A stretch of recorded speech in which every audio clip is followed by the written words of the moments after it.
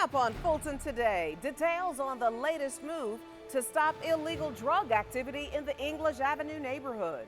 And we'll have the latest news on Atlanta's attempt to annex parts of Fulton Industrial Boulevard. Fulton Today starts right now.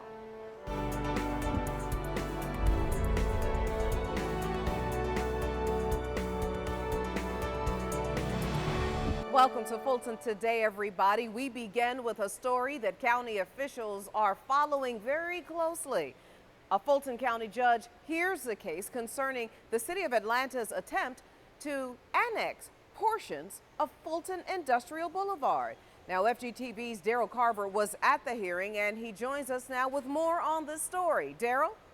At issue is a small piece of land that was once a bank parking lot, but because of where it sits, it may play a key role in the annexation fight between the city and Fulton County.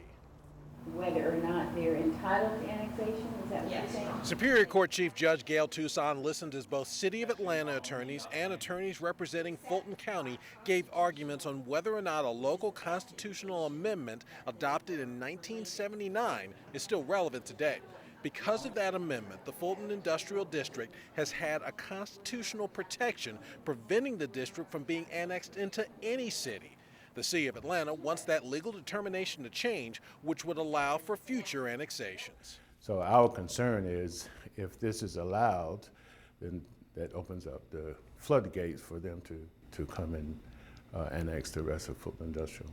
While attorneys on both sides hashed out their legal perspectives, business owners along FIB listened, knowing that how they've done business for years could change. What we fear is that if the door is open to annexation and there's a change of jurisdiction, we're concerned about changes in costs of doing business, changes in taxes. We're concerned about changes in regulations. We're concerned about the level of service. After listening to both sides, the judge was not satisfied that she had all the information needed at that point to make any legal determination. The City of Atlanta's entire argument is based on fiction, and that fiction is supported by no evidence in the record. With that, the judge asked that both sides prepare more information so that the court could make its determination. That determination could come out as early as this week. In downtown Atlanta, Daryl Carver for FGTV. Thank you very much, Daryl. Meanwhile, county officials joined forces with Atlanta's U.S. attorney on his commitment to rid the English Avenue neighborhood of crime and illegal drug activity. Now, federal, state, and local officials watched as an abandoned property was torn down, property that was once a drug house. FGTV's Priscilla Ortega was there. This is one of 18 structures slated for demolition as the next phase of the drug marketplace intervention gets underway. Officials say this abandoned structure was once used for drug dealers and drug users. A haven for heroin users and an eyesore for the community comes down. Today represents a significant step on the path toward renewal, toward healing for the English Avenue community. U.S. Attorney John Horn, along with Fulton County District Attorney Paul Howard, say removing these blighted properties will help create change in the neighborhood.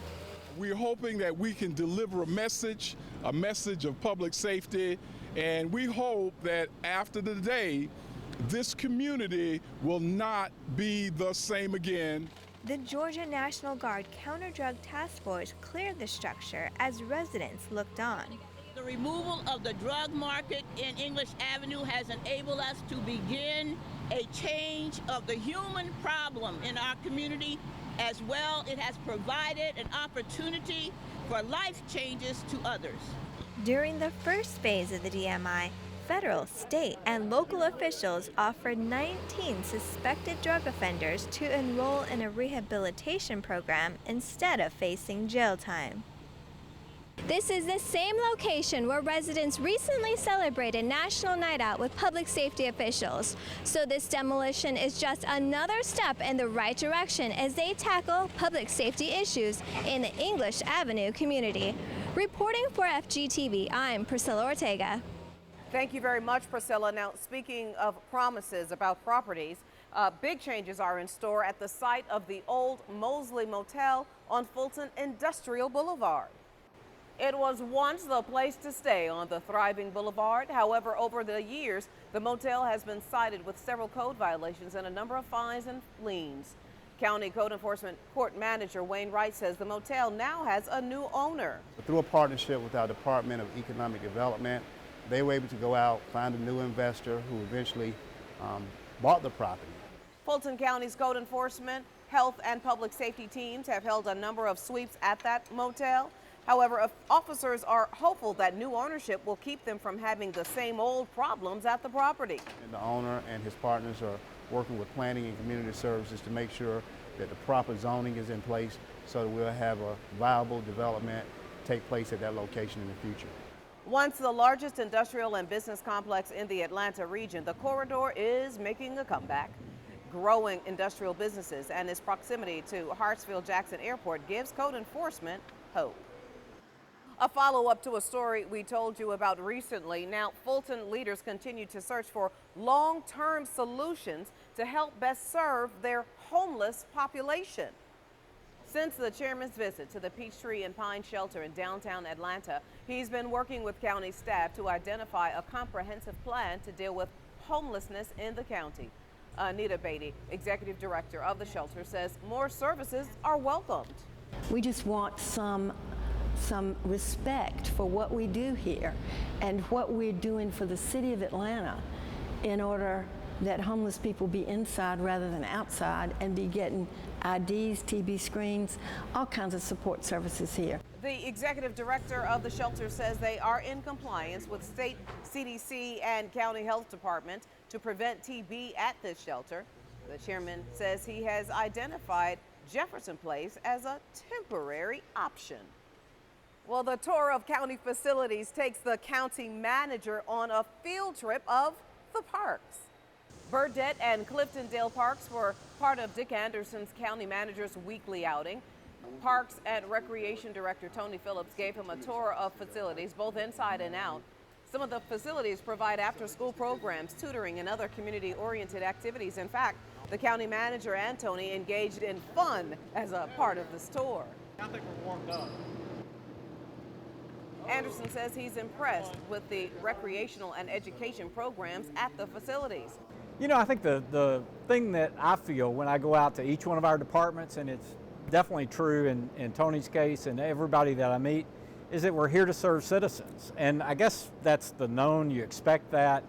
But when you really talk to folks, you see it personally. South Fulton has 21 parks and over 1,000 acres of specialized facilities that includes a tennis center, a natatorium, recreation centers, and athletic fields. And still to come, seniors put their artistic talents on display. It's a part of our district by district coverage next.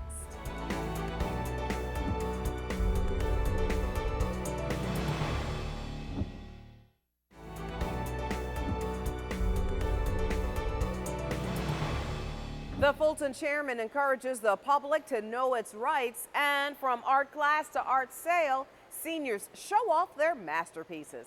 Here's this week's district by district coverage. We begin with Chairman John Eves as he takes part in a forum called Know Your Rights. The at-large commissioner joined a number of other public safety, legal, and political officials at the Atlanta Berean Seventh-day Adventist Church for the community discussion. The panel of experts discussed the best practices and methods for interacting with police and the legal system, especially during what could result in a heated exchange. Fulton County is certainly invested in this type of effort. We want to minimize the likelihood of negative and bad altercations between young people and the police. We want young people to see the police as their advocates and their allies. We want to have good, strong community policing, which we already do. But it's important, in order for that to happen, we've got to have young people to understand that police are not enemies, but they're our friends. The forum was the second in a series of Know Your Rights events. The events are designed to equip minority males within a community with tips to lawfully conduct themselves with public safety officers. District 5 seniors show off their work during an evening of the arts at the Bowden Center.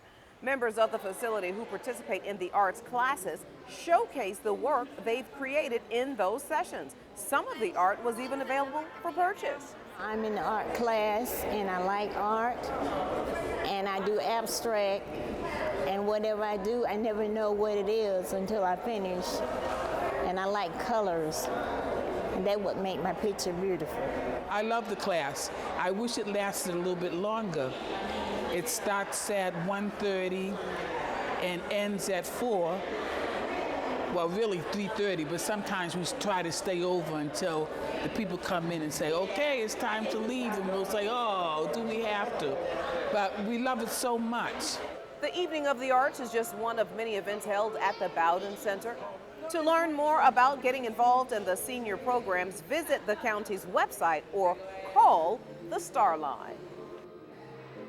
And finally, the county's South Fulton Economic Development Team hosts a Career and Resource Expo at the Aviation Community Cultural Center. Employers like PepsiCo, Miller-Zell, and the Great American Cookie Company were just a few of the many employers who were looking to hire staff on the spot. The experiences were wonderful. I was looking at many of the steel companies. Also, I looked at Bojangles, also looked at some different, there was State Farm that was there, and some of the other colleges to see what other type of education you'd be able to do. Everyone was informative. The entire experience was positive. This is a great day for District 6 and specifically for the surrounding community of the Aviation Cultural and Community Center. When the community came together 10 years ago to plan for this building, they wanted not only a place that represented African American history and heritage in the arts, they emphasized they wanted this facility to be a place where their children and grandchildren could receive training and jobs. Fulton County Police also participated in the expo. The South Fulton Economic Development Team collaborated with the Fulton County Aviation Cultural Center, Fulton County Office of Workforce Development, and the Georgia Department of Labor to host the expo. And when we come back, celebrating another successful end to the mobile farmers market. Stay with us.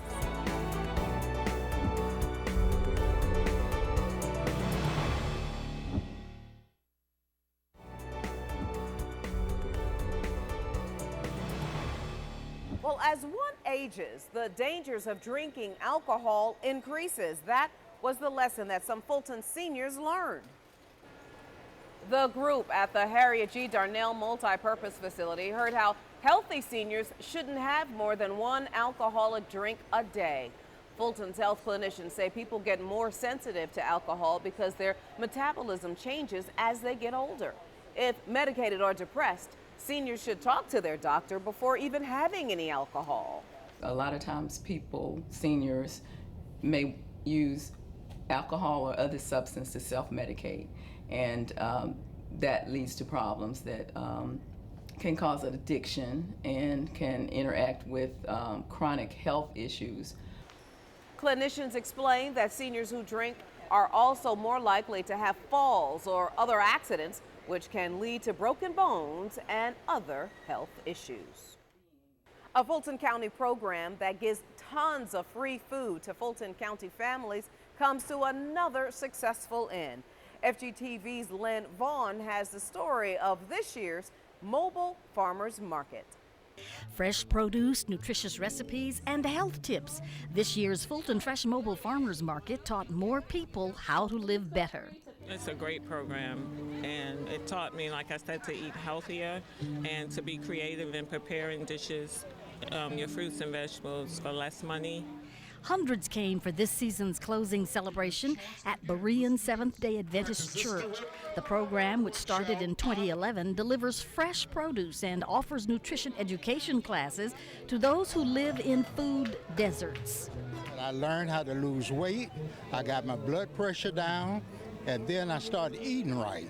I found out when you eat right, you feel better, and you don't have to go to the doctor so many times. Cooperative Extension agents were also on hand to explain how residents can grow their own produce at home. A lot of people think that you need a big garden or a lot of land to grow vegetables, but in reality, a space of only 5 feet by 5 feet can provide the vegetables for a family. Last year, the program provided about 38 tons of fresh produce to more than 9,000 residents.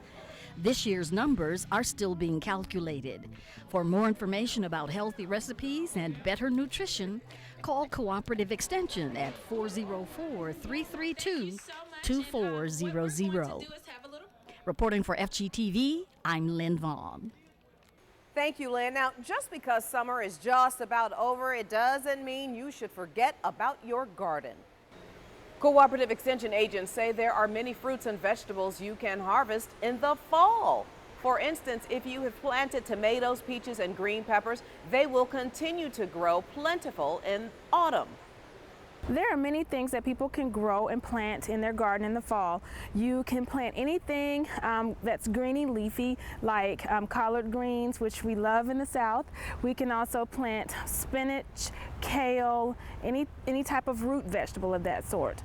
Now, remember to wear gloves when you are in your garden. Look out for holes or spots in your leaves, which means insects are present. Agents say it's especially important to keep your vegetable plants well watered during the hot months through September. They recommend about an inch of water a week. For more gardening information and tips, call Cooperative Extension at 404-332-2400.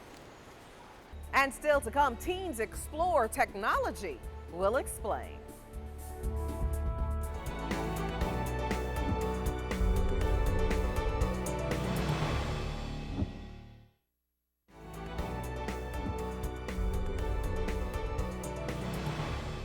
Enrollment is now underway for a program that teaches teens all about robots and engineering. Future Seekers Incorporated and the Parks and Recreations Department is partnering for the program at Creel Park. The free after-school program is for high schoolers. The STEM-based program teaches the teens about science, technology, engineering, and math. The youth that participate in our programs get an opportunity, to be exposed to experiences they may never have and experiences that will last a lifetime. Students learn how to build robots, learn job readiness skills, and performing arts. There are also plenty of outdoor activities. Now, registration will continue until the program is full. You can call 404-699-6998 for more information. And finally, here's a fun story. The library turns into a dance floor as residents learn a few new moves. People gather for free line dancing class at the Northeast Sproul Oaks Branch Library. The instructor has taught the class for about 5 years and highly recommends it to people of all ages. This is good exercise for people, especially for senior citizens. And because many people already retire, so I think they should have a very good hobby. The class is first come, first served, but you will need to wear dance sneakers or tennis shoes and get ready to have some fun. The company of all the people that come, and then the exercise, it gets you moving. It's sort of aerobic exercise. And it's a skill that's nice to have if you go out partying or you want to be able to dance. The classes are offered on Tuesdays. For more information about this class and all the other programs within the library system, go to afpls.org. Wow, that did look fun. Well, before we go, our reminder that we'd like to connect with you online. Check us out on Twitter, Facebook, Instagram, and of course, anytime on our YouTube channel. Well, that does it for this edition of Fulton Today. Thank you for watching. Watch us each week for news around and about Fulton County.